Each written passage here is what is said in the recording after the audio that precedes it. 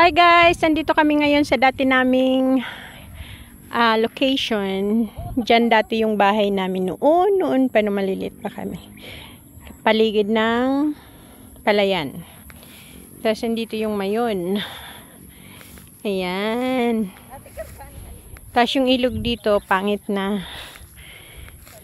Ayan. Dati ang ganda ng ilog dito. Yan, yung ilog. Dati ang ganda-ganda dyan, naliligo kami. Ngayon, pangit na. Yan, ang mayon. Ayan, oh, ang ganda ng mayon. Yan.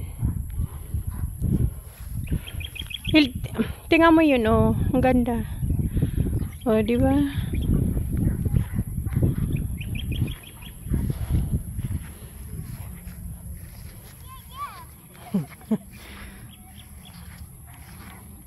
%% narcolin.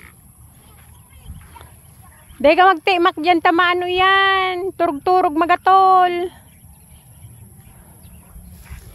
Yan. Dati nung maliliit kami, naliligo kami doon sa ilog. Ang ganda pa ng ilog noon pa. Yung mayon, maraming nakatakip.